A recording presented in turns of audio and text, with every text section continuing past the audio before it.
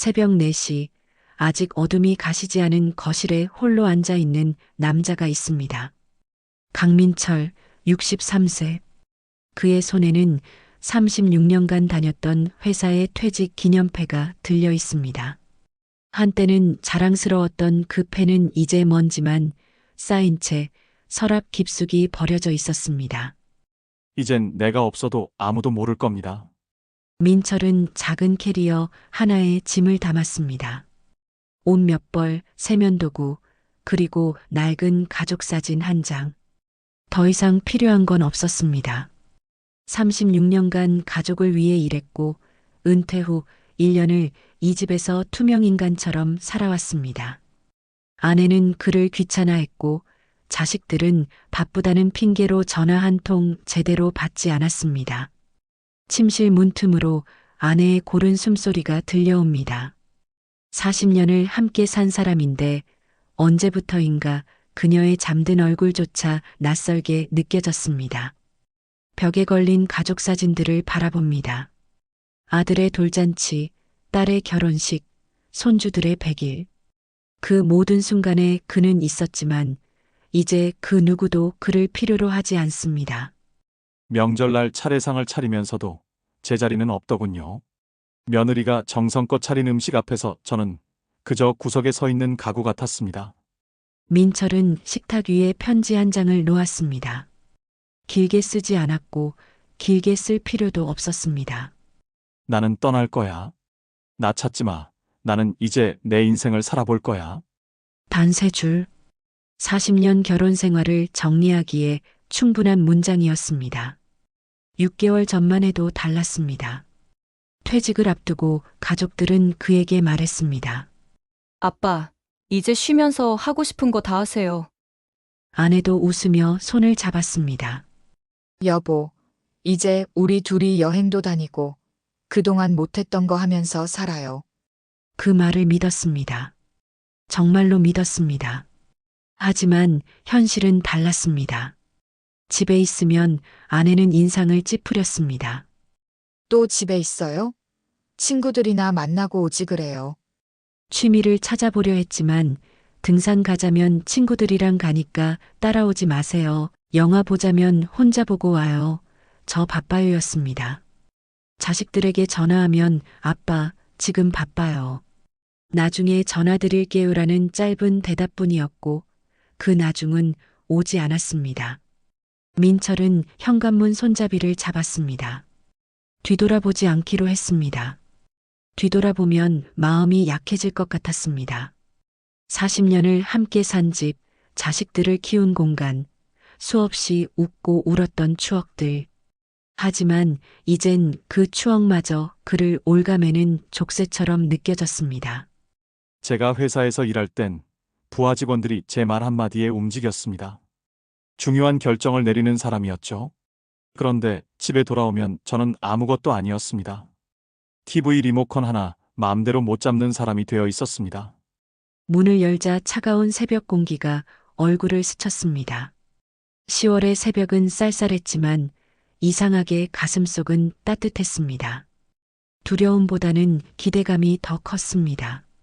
3개월 전부터 준비해온 그곳, 산골 마을의 작은 빈집.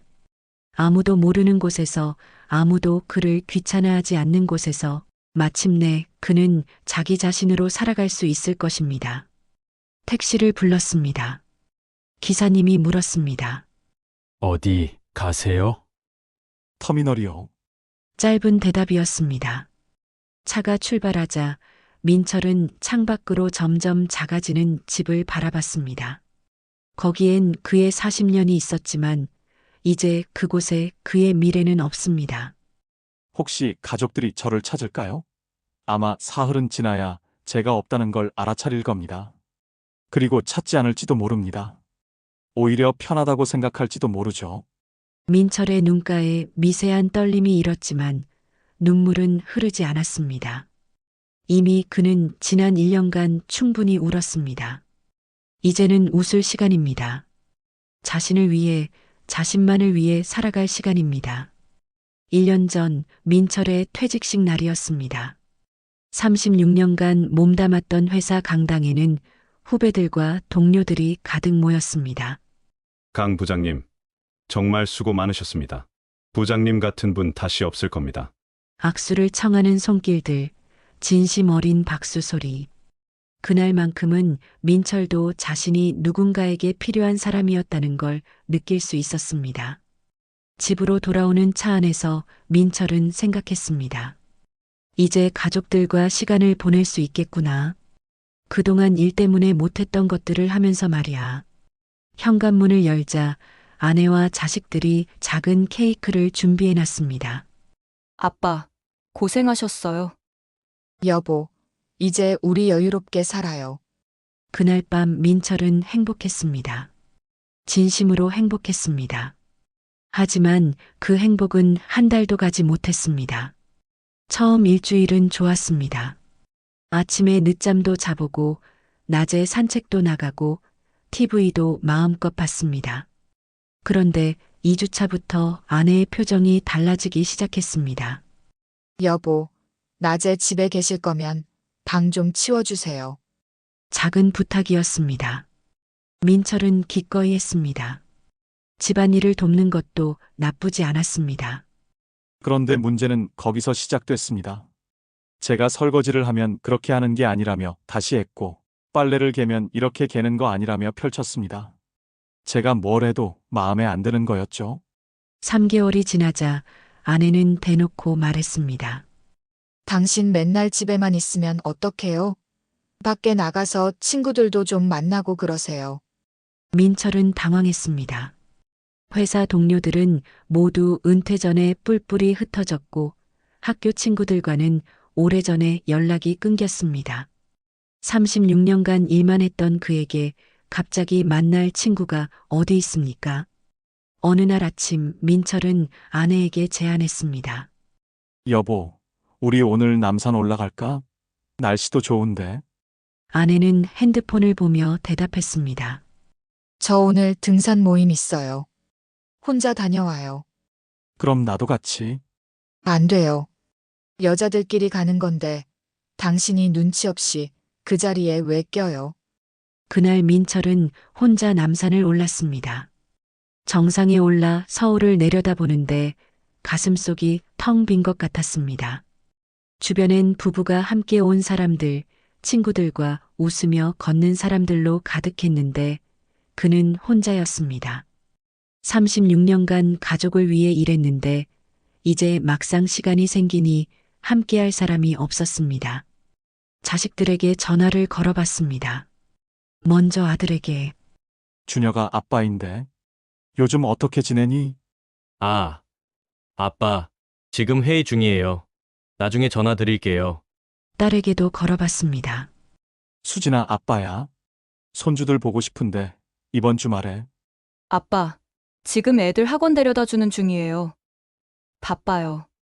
끊을게요. 회사 다닐 땐 제 전화를 다들 받았습니다. 중요한 사람이었으니까요. 그런데 이젠 제 전화는 나중에, 다음에, 바빠요로만 끝났습니다. 명절이 다가왔습니다. 추석이었습니다. 민철은 일찍 일어나 차례 준비를 도우려 했습니다. 하지만 며느리는 말했습니다. 아버님, 괜찮아요. 제가 할게요. 아버님은 거실에서 쉬세요. 딸도 거들었습니다. 아빠는 TV나 보세요. 우리가 다 할게요. 차례상이 차려지고 절을 올렸습니다. 가족들은 웃으며 이야기를 나눴습니다. 손주들은 뛰어다녔고 자식들은 근황을 나눴습니다. 하지만 그 대화 속에 민철은 없었습니다. 그는 그저 소파 한쪽에 앉아 가족들을 바라볼 뿐이었습니다. 마치 액자 속 사진처럼 거기 있지만 존재하지 않는 사람처럼. 식사 후 아들이 급하게 일어났습니다. 아빠, 엄마, 저희 먼저 갈게요. 처가 쪽도 가봐야 해서요. 딸도 따라 일어났습니다. 저희도 갈게요. 애들 숙제 도와줘야 해요. 민철이 입을 열었습니다. 벌써 가니? 차라도 한잔하고. 아빠, 다음에요. 진짜 바빠요. 현관문이 닫히고 집안은 다시 조용해졌습니다. 아내는 설거지를 하러 갔고 민철은 혼자 거실에 남았습니다. 텅 빈 거실, 흐트러진 방석들, 손주들이 가지고 놀던 장난감들. 모든 게 시끄러웠다가 갑자기 조용해지니 그 적막함이 더 크게 느껴졌습니다. 그때 깨달았습니다. 제가 이 집에서 필요한 사람이 아니라는 걸. 명절에 모이는 이유가 저를 보려는 게 아니라 그저 의무이고 형식일 뿐이라는 걸요. 밤이 되자 아내는 침대에 누우며 말했습니다. 내일부터 또 등산 모임 나가야 하는데 피곤하네. 당신도 모임이라도 좀 나가요. 맨날 집에만 있지 말고. 민철은 대답하지 않았습니다. 대답할 말이 없었습니다. 천장을 바라보며 그는 생각했습니다. 나는 대체 뭘 위해 36년을 일했을까? 이렇게 외로우려고 가족을 위해 살았을까? 그날 밤 민철은 처음으로 혼자만의 삶을 상상해 봤습니다. 아무도 자신을 귀찮아하지 않는 곳, 눈치 볼 필요 없는 곳, 자신만의 시간을 가질 수 있는 곳. 그리고 그 상상은 점점 구체적인 계획이 되어 갔습니다. 아침 8시, 아내 영숙은 등산복을 차려입으며 거울을 봅니다. 요즘 들어 표정이 밝아졌습니다. 친구들과의 등산 모임, 문화센터 요가 수업, 가끔 가는 여행까지. 결혼 후 처음으로 자신만의 시간을 갖게 된 것입니다. 여보, 나 산에 다녀올게요. 민철은 소파에 앉아 고개만 끄덕였습니다. 점심은 알아서 드세요. 냉장고에 반찬 있으니까. 현관문이 닫히는 소리. 민철은 텅 빈 집에 혼자 남았습니다. 시계를 봅니다. 아내는 보통 오후 3시쯤 돌아옵니다. 7시간을 혼자 보내야 합니다. 냉장고를 열어봤지만 식욕이 없습니다. 라면이라도 끓여 먹을까 했지만 혼자 먹는 밥은 모래를 씹는 것 같았습니다. 퇴직하기 전엔 몰랐습니다. 집에 혼자 있는 게 이렇게 외로운 건지. 회사에선 항상 누군가와 대화했고 점심시간엔 동료들과 웃으며 밥을 먹었습니다. 그런데 지금은 말할 사람도 없고 함께 밥 먹을 사람도 없습니다. 오후 2시 큰아들 준혁은 회사 회의실에 앉아 있습니다. 프로젝트 마감이 코앞입니다. 핸드폰이 울렸습니다. 발신자 아빠. 준혁은 화면을 보고는 한숨을 쉬었습니다. 또 심심해서 전화하시나? 전화를 받지 않고 무음으로 돌렸습니다. 나중에 퇴근하고 걸어야지. 하지만 준혁은 알고 있었습니다. 퇴근 후엔 피곤해서 전화할 생각조차 안 난다는 걸. 며칠 전에도 그랬습니다. 아버지가 문자를 보냈습니다. 준혁아, 이번 주말에 시간 되니? 아빠랑 밥이나 먹자. 준혁은 답장했습니다. 아빠, 이번 주 야근이에요. 다음에요. 거짓말이었습니다. 그 주말 준혁은 친구들과 골프를 갔습니다. 왜 거짓말을 했는지 스스로도 잘 모르겠습니다. 그냥 아버지와 단둘이 시간을 보내는 게 부담스러웠을 뿐입니다. 아버지는 말씀이 없으세요. 식사 중에도 그냥 밥만 드시죠. 저도 뭘 얘기해야 할지 모르겠고요. 그래서 더 만나기가 어색합니다. 같은 시각 딸 수지는 초등학교 교무실에서 학부모 상담을 하고 있습니다. 수진의 핸드폰도 울렸습니다. 발신자 아빠. 수진은 학부모를 보며 미안한 표정을 지었지만 전화를 받지 않았습니다. 상담이 끝나고 보니 부재중 전화 3통, 문자 1통이 와 있습니다. 수진아, 다음 주 토요일에 손주들 데리고 집에 올 수 있니? 아빠가 고기 구워줄게. 수진은 잠시 고민하다 답장을 보냈습니다. 아빠, 민준이 태권도 승급 심사 있어요. 다음에 갈게요. 사실 승급 심사는 다음 달이었습니다. 수진은 핸드폰을 내려놓으며 작은 죄책감을 느꼈지만 곧 잊어버렸습니다. 채점해야 할 시험지가 산더미처럼 쌓여 있었기 때문입니다. 수진의 남편이 물었습니다. 또 장인어른 전화야? 응. 요즘 자주 전화하시네. 무슨 일 있으신가? 수진은 고개를 저었습니다. 아니, 그냥 심심하신가 봐.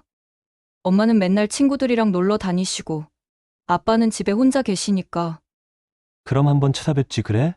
다음에. 이번 주는 진짜 바빠.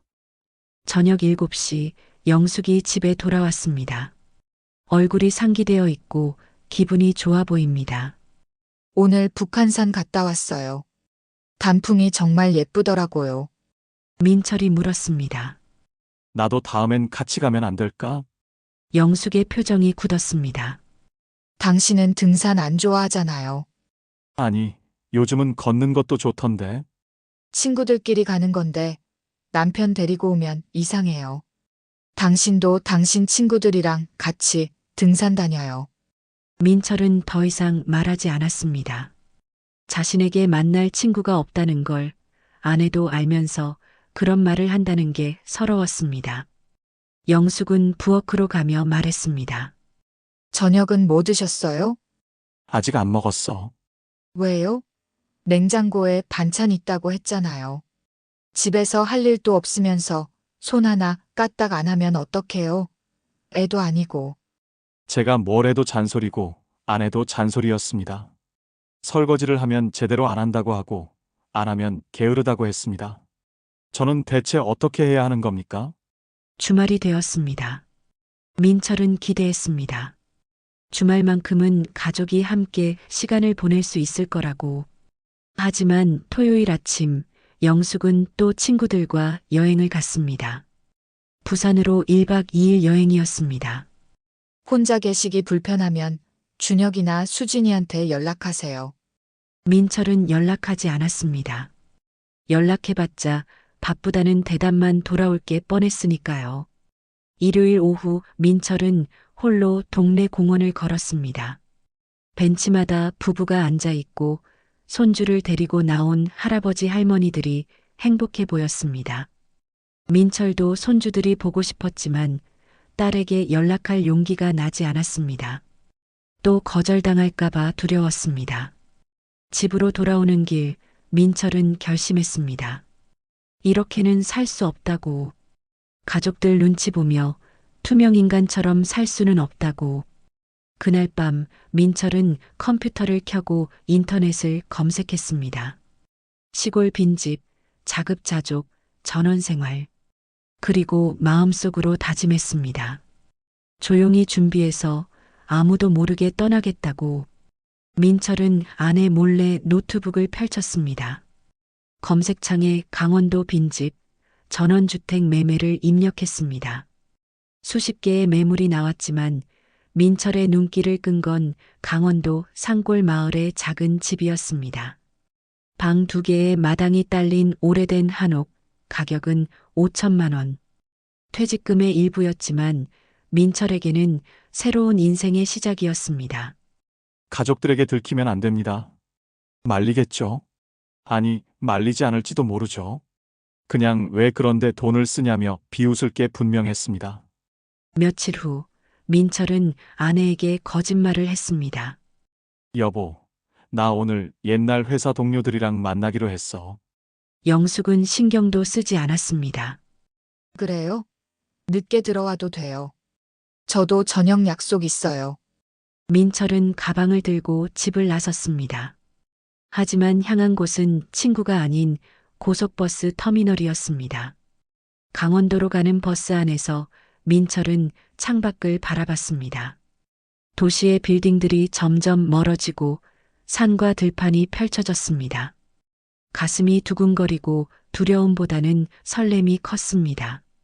3시간을 달려 도착한 시골 마을, 공기부터 달랐습니다. 맑고 깨끗한 공기가 폐 속 깊이 들어왔습니다. 부동산 중개인이 민철을 안내했습니다. 이 집이 좀 오래되긴 했는데 손만 보면 살만합니다. 주인이 도시로 나가면서 급하게 내놓은 거라 가격도 착해요. 집은 예상보다 괜찮았습니다. 마루에 앉아 마당을 바라보니 마음이 편안해졌습니다. 담장 너머로 산이 보이고 텃밭으로 쓸 수 있는 공터도 있었습니다. 여기라면 살 수 있을 것 같았습니다. 아무도 저를 귀찮아하지 않고 제가 하고 싶은 대로 살 수 있는 곳. 36년 만에 처음으로 제 집을 갖는 기분이었습니다. 민철은 그 자리에서 계약금을 냈습니다. 일주일 후 잔금을 치르고 등기를 넘기기로 했습니다. 돌아오는 버스 안에서 민철은 계획을 세웠습니다. 한 달 안에 집을 수리하고 필요한 물품들을 준비하고 그리고 조용히 떠나는 것. 가족들에게 알리지 않기로 했습니다. 알려봤자 이해하지 못할 테니까요. 다음 날부터 민철의 준비는 본격적으로 시작되었습니다. 아내가 친구들과 여행 간 사이 민철은 다시 강원도로 향했습니다. 이번엔 공구와 페인트를 사들고 갔습니다. 혼자서 벽을 칠하고 깨진 창문을 고치고 마루를 닦았습니다. 땀이 비 오듯 흘렀지만 이상하게 행복했습니다. 회사 다닐 때보다 집에서 눈치 보며 살 때보다 훨씬 행복했습니다. 마을 이장 최봉수가 찾아왔습니다. 새로 이사 오신다고요? 여기 사람 없어서 외로운데 잘 오셨어요. 70세의 이장은 거칠어 보였지만 말투는 따뜻했습니다. 도와드릴 거 있으면 말씀하세요. 여기선 다 식구니까. 민철은 오랜만에 진심 어린 환대를 받는 기분이었습니다. 서울로 돌아와서도 민철의 준비는 계속되었습니다. 도서관에서 자급자족에 관한 책을 빌렸습니다. 채소 키우는 법, 장작 패는 법, 겨울나기 준비. 하나하나 공부했습니다. 인터넷으로 씨앗과 농기구를 주문했습니다. 택배가 오면 아내 몰래 받아서 창고에 숨겨뒀습니다. 준비하는 동안만큼은 외롭지 않았습니다. 할 일이 있다는 것, 목표가 있다는 것만으로도 삶에 활력이 생겼습니다. 통장을 정리했습니다. 퇴직금 2억 중 집값으로 5천만 원, 수리비와 생활비로 3천만 원을 따로 빼두고 나머지는 아내 명의로 옮겼습니다. 최소한의 도리는 지키고 싶었습니다. 36년을 함께 산 사람이고 애들 엄마니까요. 비록 지금은 서로에게 상처만 주지만 한때는 사랑했던 사람이니까요. 어느 날 저녁 아들 준혁에게서 전화가 왔습니다. 아빠, 혹시 돈 좀 필요하세요? 제가 보내드릴까요? 민철은 잠시 당황했습니다. 아들이 먼저 전화를 한 게 얼마 만인지 기억도 안 났습니다. 아니다, 괜찮아. 아빠 퇴직금도 있고. 그래도 필요하시면 언제든 말씀하세요. 짧은 대화였지만 민철의 가슴 한편이 아렸습니다. 준혁이도 수진이도 나쁜 애들은 아닙니다. 그냥 바쁜 거겠죠. 자기 가정 꾸리느라 일하느라 정신없는 거겠죠. 하지만 그 바쁨 속에 저는 없습니다. 저는 그저 1년에 명절 때나 보는 의무 같은 존재일 뿐입니다. 마지막 주말 민철은 가족 사진을 찍자고 제안했습니다. 우리 오랜만에 사진관 가서 가족 사진 찍을까? 영숙이 귀찮다는 표정을 지었습니다. 갑자기 사진은 무슨 사진이에요? 귀찮게. 준혁도 말했습니다. 아빠, 저 이번 주 야근인데요. 수진도 거들었습니다. 아빠, 애들 학원 스케줄이 빡빡해서. 민철은 더 이상 말하지 않았습니다. 가족 사진 한 장 찍자는 게 그렇게 어려운 일인가 싶었지만 억지로 시키고 싶지 않았습니다. 그날 밤 민철은 오래된 앨범을 꺼내봤습니다. 아이들이 어렸을 때 찍은 사진들, 행복했던 시절의 기억들. 그 사진 속 웃는 얼굴들은 이제 어디로 갔을까요? 앨범을 덮으며 민철은 다짐했습니다. 이제 미련을 버리자고, 가족에 대한 기대를 내려놓자고, 그리고 나를 위한 삶을 시작하자고. 출발일은 10월 12일 새벽 4시로 정했습니다. 아무도 깨지 않을 시간, 아무도 모르게 떠날 수 있는 시간입니다. 10월 12일 오전 9시, 영숙은 평소보다 늦게 일어났습니다. 어젯밤 친구들과 술자리가 있었기 때문입니다. 부엌으로 가니 고요했습니다. 여보, 대답이 없었습니다. 또 어디 나갔나 보네. 영숙은 신경 쓰지 않았습니다. 요즘 남편이 자주 외출하는 것 같았지만 집에 없는 게 오히려 편했습니다. 커피를 마시며 핸드폰을 봤습니다. 등산 모임 단톡방에 오늘 일정이 올라와 있었습니다. 오늘 북악산 가실 분. 영숙은 바로 답했습니다. 저요. 30분 후에 출발할게요. 서둘러 준비하고 집을 나섰습니다. 식탁 위에 놓인 편지는 보지 못했습니다. 아니, 보려고 하지 않았습니다. 저녁 7시 영숙이 집에 돌아왔습니다. 현관에 남편 신발이 없었습니다. 아직도 안 들어오셨네? 약간 이상하다는 생각이 들었지만 피곤해서 신경 쓰고 싶지 않았습니다. 샤워를 하고 TV를 켜고 치킨을 시켜 먹었습니다. 혼자 먹는 저녁이 외롭지 않았습니다. 오히려 자유로웠습니다. 남편은 늦어도 저녁 6시면 들어왔습니다. 갈 데도 없었으니까요.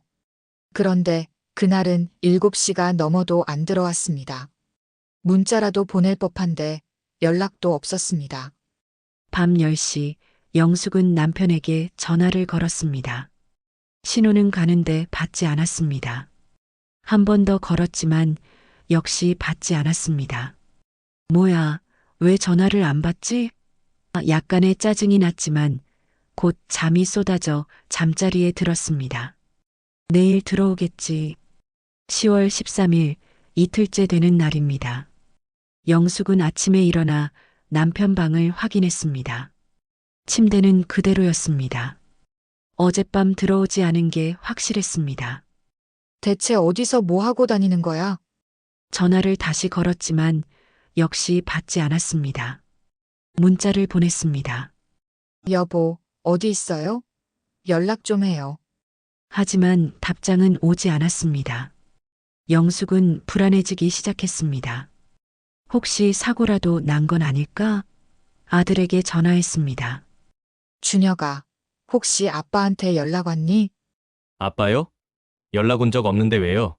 어제부터 집에 안 들어오고 연락도 안 돼. 준혁은 대수롭지 않게 말했습니다. 친구분이랑 어디 가신 거 아니에요? 아빠도 나름 바쁘실 수 있죠. 영숙은 그 말에 안심했습니다.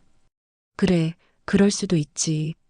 나도 친구들이랑 여행 갈 때 연락 안 하는데.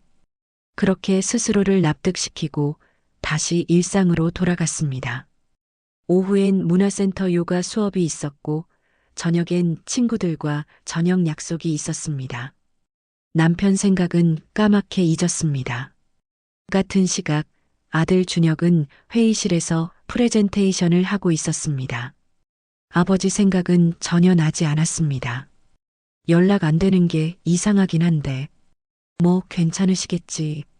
준혁은 일에만 집중했습니다. 어차피 아버지는 언제나 괜찮으셨으니까요. 걱정할 필요가 없는 분이셨으니까요.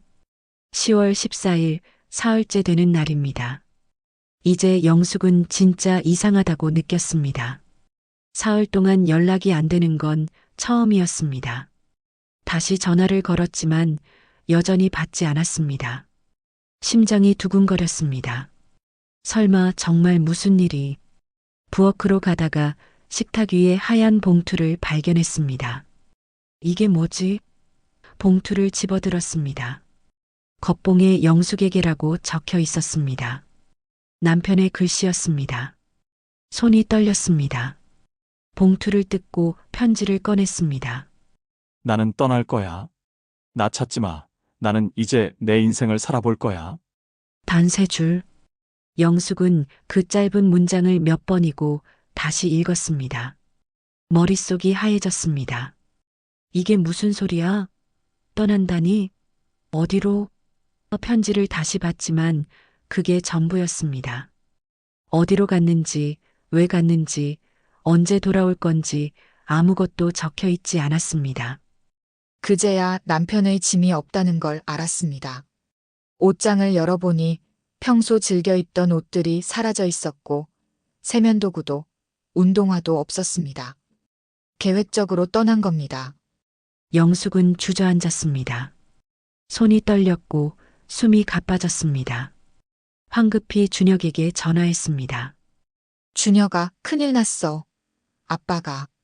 아빠가 집을 나가셨어. 뭐라고요? 무슨 소리예요? 편지만 남기고 떠났어. 찾지 말라고. 이제 자기 인생 산다고. 준혁도 당황했습니다. 제가 지금 바로 갈게요. 직장을 조퇴하고 집으로 향했습니다. 수진에게도 연락했습니다. 누나, 아빠가 집을 나갔대. 수진도 놀라 소리쳤습니다. 뭐? 아빠가? 왜? 1시간 후 거실엔 영숙과 준혁, 수진이 모여 앉았습니다. 세 사람은 편지를 돌려가며 읽었습니다. 침묵이 흘렀습니다. 수진이 먼저 입을 열었습니다. 아빠 갑자기 왜 이러는 거야? 영숙은 눈물을 닦으며 말했습니다. 내가 너무했나 봐. 요즘 너희 아빠한테 너무 무관심했어. 준혁이 물었습니다. 혹시 아빠가 갈 만한데 진작 가는 곳 없어요? 영숙은 고개를 저었습니다. 모르겠어. 친구도 없고. 대체 어디로 간 거지? 수진도 말했습니다. 아빠 전화도 계속 안 받고 경찰에 신고해야 하는 거 아니야? 그때서야 깨달았습니다. 우리가 아버지에 대해 아는 게 없다는 걸.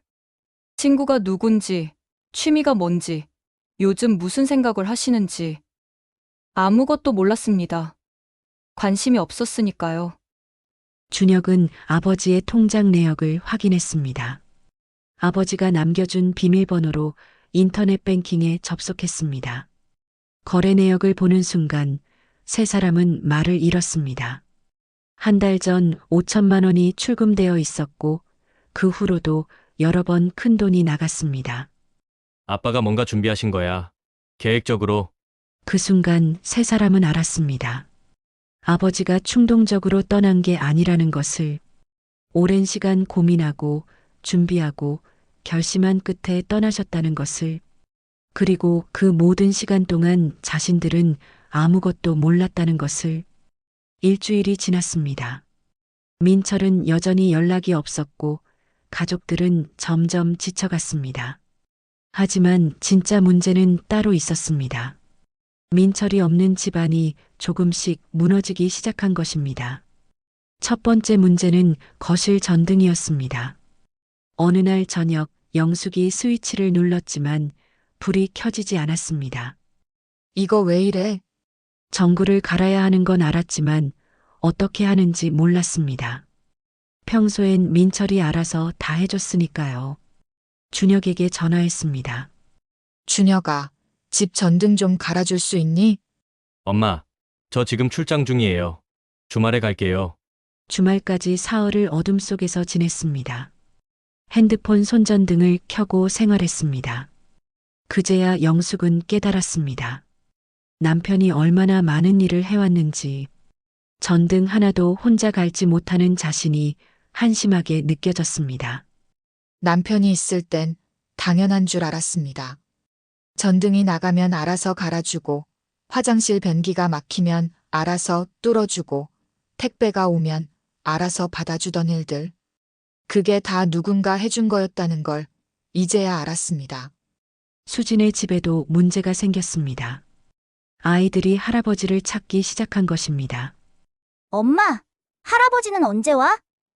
8살 민준이가 물었습니다. 수진은 대답할 말이 없었습니다. 할아버지 바쁘셔. 할아버지 나한테 자전거 태워준다고 했는데. 5살 서연이도 울먹였습니다.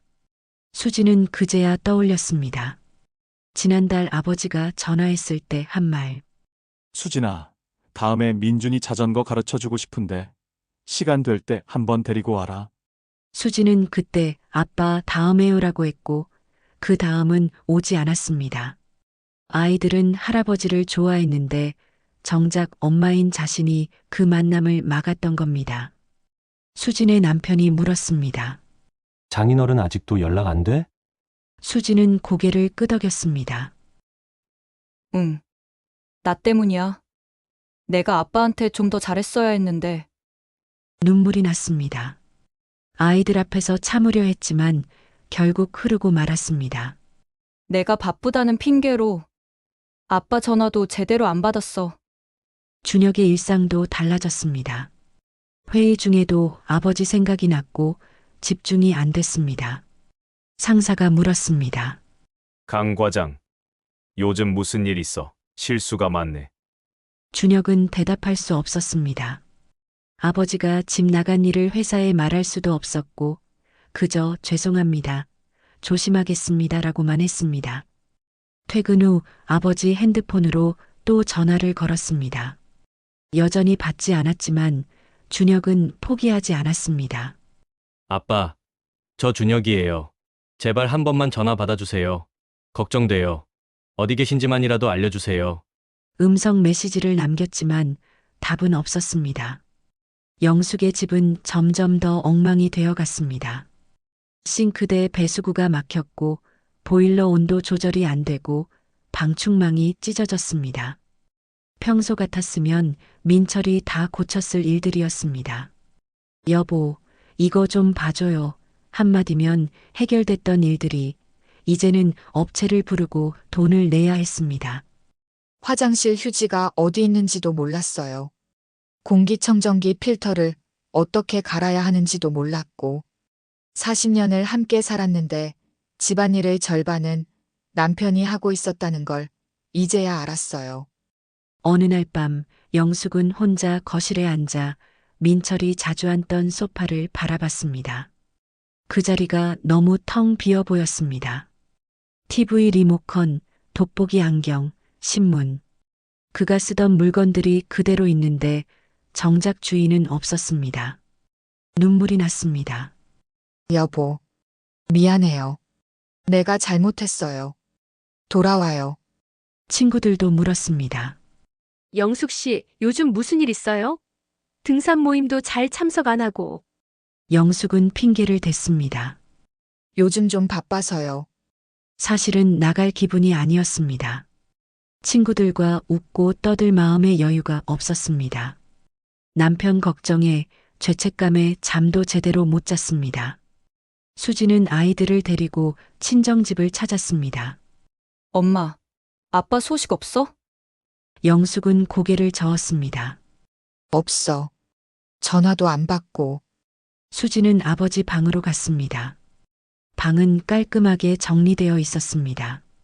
서랍을 열어보니 낡은 수첩이 하나 있었습니다. 수첩을 펼쳤습니다.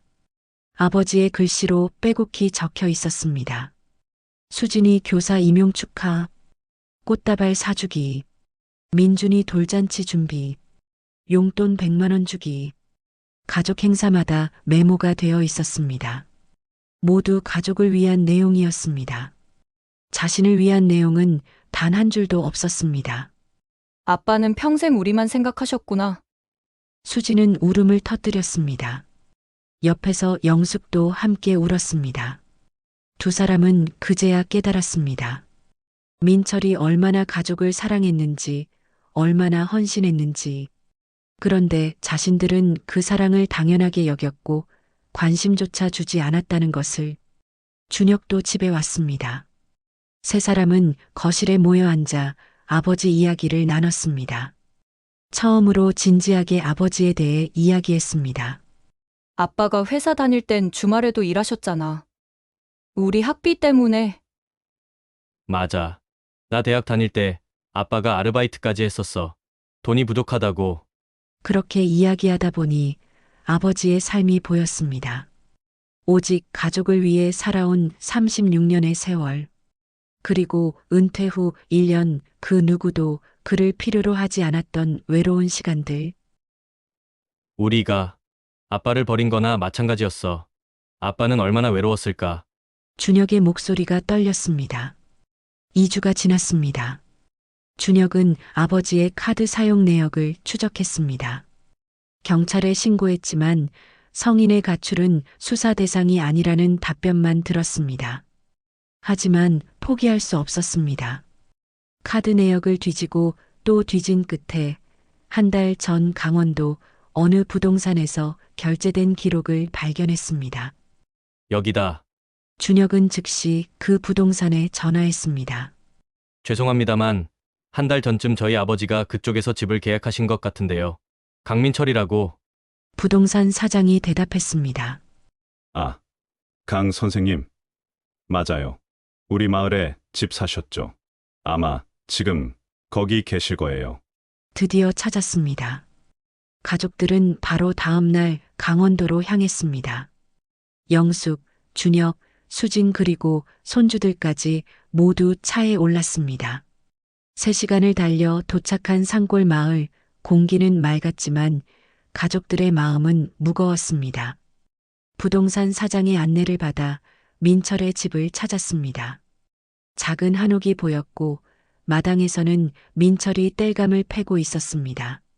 영숙은 그 모습을 보는 순간 눈물이 쏟아졌습니다. 여보, 떨리는 목소리로 불렀습니다. 민철이 돌아봤습니다. 가족들을 보는 순간 표정이 굳었지만 놀라지는 않았습니다. 언젠가는 찾아올 거라고 예상했던 듯 했습니다. 여기까지 어떻게 찾아왔어?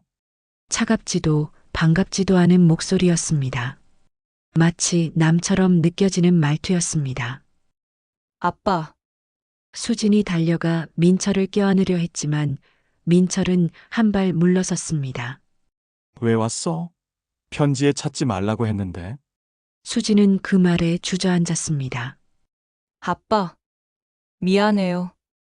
우리가 잘못했어요. 제발 집으로 돌아가요. 민철은 고개를 저었습니다. 이제 내 집은 여기야. 서울에 있는 그 집은 너희들 집이고. 준혁이 앞으로 나섰습니다. 아빠, 제가 잘못했어요. 아빠 전화도 제대로 안 받고 바쁘다는 핑계로. 알고 있었어. 하지만 이미 늦었어. 늦었다는 말이 가슴에 박혔습니다. 아버지의 목소리엔 원망도 분노도 없었습니다. 그저 체념만 있었습니다. 그게 더 무서웠습니다. 그때 마을 이장 최봉수가 지나가다 멈춰 섰습니다. 오, 민철 씨 가족들 오셨나 봐요? 어서 오세요. 이장은 환하게 웃으며 인사했습니다. 우리 민철 씨가 얼마나 좋은 사람인지 아세요? 마을 어르신들 허드렛 일 다 도와주시고 김장철엔 혼자 사시는 할머니들 김장도 담가드리고 우리 마을의 귀한 분이에요. 영숙은 그 말에 충격을 받았습니다. 집에서는 귀찮은 존재였던 남편이 여기서는 귀한 사람이었습니다. 이장이 계속 말했습니다. 처음 오셨을 땐 힘들어 보이셨는데 요즘은 표정도 밝아지시고 건강해 보이세요. 이 동네 와서 정말 잘 적응하고 계세요. 민철이 이장에게 말했습니다. 이장님, 저는 가족들하고 얘기 좀 하고 갈 테니 먼저 가세요. 이장은 고개를 끄덕이고 떠났습니다. 민철은 가족들을 마루로 안내했습니다. 여기 잠깐만 앉아 있어. 차라도 한 잔 줄게. 민철은 부엌으로 가서 직접 끓인 옥수수차를 가져왔습니다. 손주 민준이가 물었습니다. 할아버지, 여기서 뭐하고 지내세요? 민철은 처음으로 부드러운 표정을 지었습니다. 텃밭에 채소도 키우고 장작도 패고 마을 어르신들도 돕고 그러지. 바쁘게 잘 살고 있단다. 수진이 물었습니다. 아빠, 외롭지 않으세요? 민철은 잠시 침묵했습니다. 서울에 있을 때보다 덜 외로워. 여기선 내가 필요한 사람이거든. 그 말이 가족들의 가슴을 찔렀습니다. 집에서는 필요 없는 사람이었다는 뜻이었으니까요. 영숙이 떨리는 목소리로 말했습니다. 여보, 내가 잘못했어요. 당신한테 너무 관심이 없었어요. 미안해요. 제발 돌아가요. 민철은 고개를 저었습니다. 당신 잘못이 아니야. 우리가 서로에게 맞지 않았던 거지. 40년을 살았지만 이제는 각자의 길을 가는 게 맞는 것 같아. 준혁이 울먹이며 말했습니다. 아빠, 저희가 자주 전화 드릴게요. 주말마다 찾아뵐게요. 제발.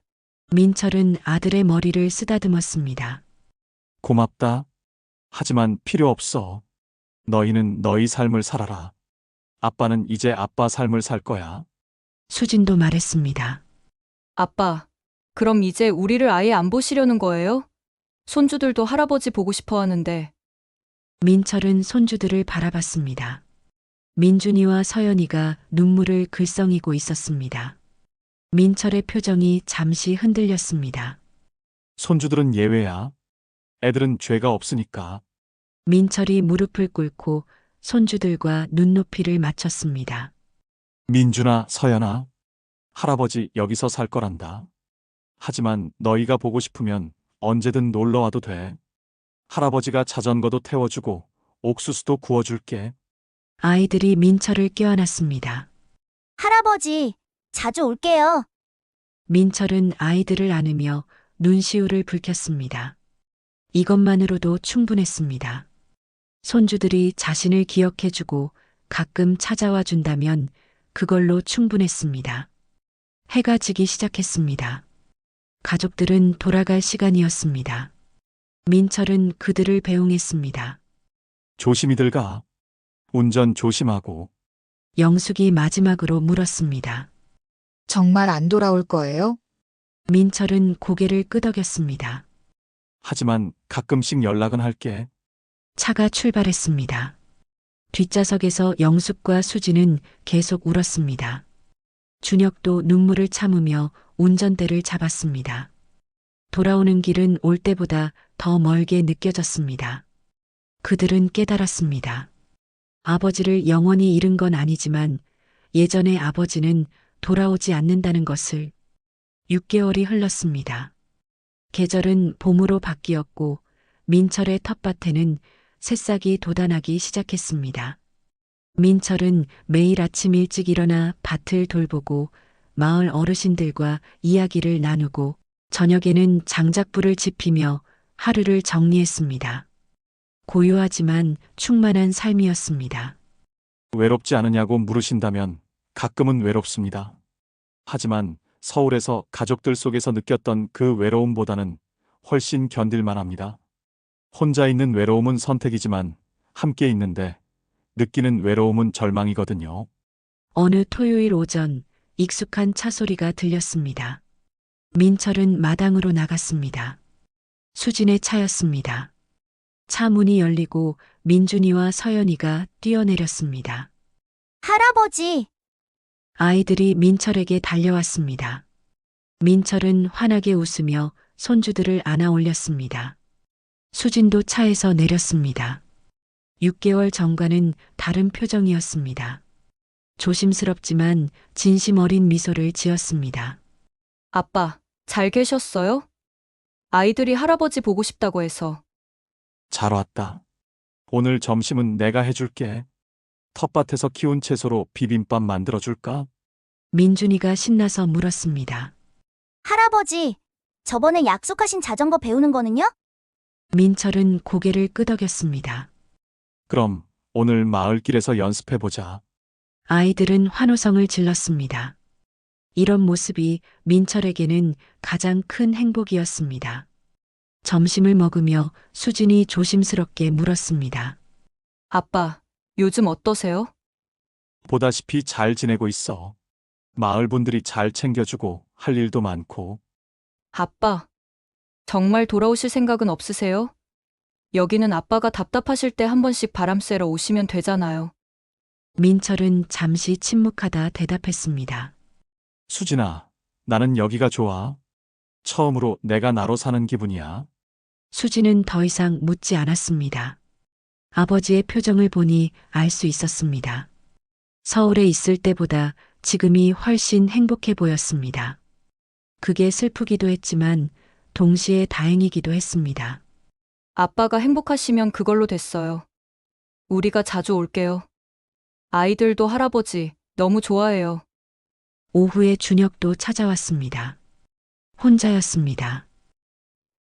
아빠, 준혁의 목소리는 6개월 전과 달랐습니다. 더 겸손했고 더 진중했습니다. 준혁아 왔구나. 차 한잔 할까? 두 사람은 마루에 앉아 차를 마셨습니다. 아빠, 제가 많이 생각해봤어요. 제가 아빠한테 얼마나 못된 아들이었는지. 준혁의 목소리가 떨렸습니다. 전화도 제대로 안 받고 바쁘다는 핑계로 아빠를 외면했어요. 정말 죄송해요. 민철은 아들의 어깨를 두드렸습니다. 괜찮아. 너도 네 삶이 바빠서 그런 거니 이해해. 아니에요. 변명이에요. 진짜 바빠서가 아니라 귀찮아서였어요. 아빠와 뭘 얘기해야 할지 몰라서 피했던 거예요.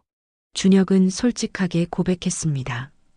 하지만 이제는 알 것 같아요. 아빠가 왜 이곳을 택하셨는지, 우리가 아빠를 얼마나 외롭게 했는지.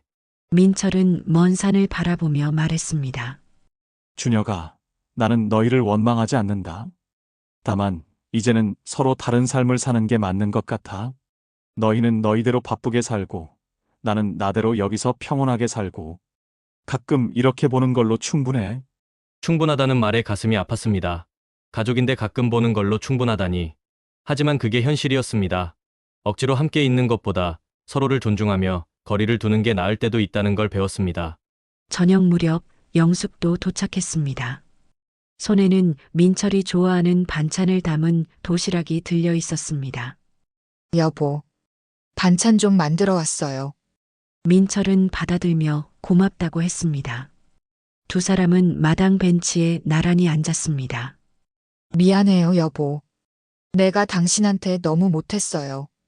그래도 이혼은 하지 말아요. 당신이 여기가 정말 좋다면 그냥 이대로 각자 살되 언제든 서로가 필요하면 다시 같이 살아요. 영숙의 제안에 민철은 고개를 끄덕였습니다. 그래. 이혼할 필요는 없지. 다만 이제 우리는 부부가 아니라 오랜 동료 같은 관계가 된 거야. 해가 지고 가족들은 서울로 돌아갈 준비를 했습니다. 민철은 그들을 배웅하며 말했습니다. 다음 달에 또 오너라. 그때쯤이면 텃밭에 상추도 자랄 거야. 손주들이 손을 흔들었습니다. 할아버지, 꼭 올게요. 차가 떠나가는 모습을 보며 민철은 생각했습니다. 이게 맞는 것 같습니다. 매일 함께 살면서 서로를 힘들게 하는 것보다 조금 떨어져서 그리워하며 사는 게 주말마다 손주들이 오고 가끔 자식들도 찾아오고 아내와도 동료처럼 지내는 이 관계가 우리에겐 최선인 것 같습니다. 밤이 되었습니다. 민철은 마루에 앉아 별을 올려다봤습니다. 서울에서는 볼 수 없었던 수많은 별들이 반짝였습니다. 외로운가요? 가끔은 외롭습니다. 하지만 행복합니다. 누군가의 남편이나 아버지가 아닌 강민철이라는 한 사람으로 사는 것. 그게 63년 인생에서 처음 느껴보는 자유였습니다. 가족은 함께 살아야 하는 게 아닙니다. 서로를 존중해야 하는 겁니다. 거리가 있어도 괜찮습니다. 중요한 건 그 거리 속에서도 서로를 소중히 여기는 마음이니까요. 이야기를 여기까지 들어주신 여러분께 감사드립니다. 혹시 비슷한 경험이 있으시거나 오늘 이야기에 대한 생각이 있으시다면 댓글로 나눠주세요. 여러분의 이야기가 듣고 싶습니다. 구독과 좋아요도 부탁드립니다. 다음에 더 좋은 이야기로 찾아뵙겠습니다. 감사합니다.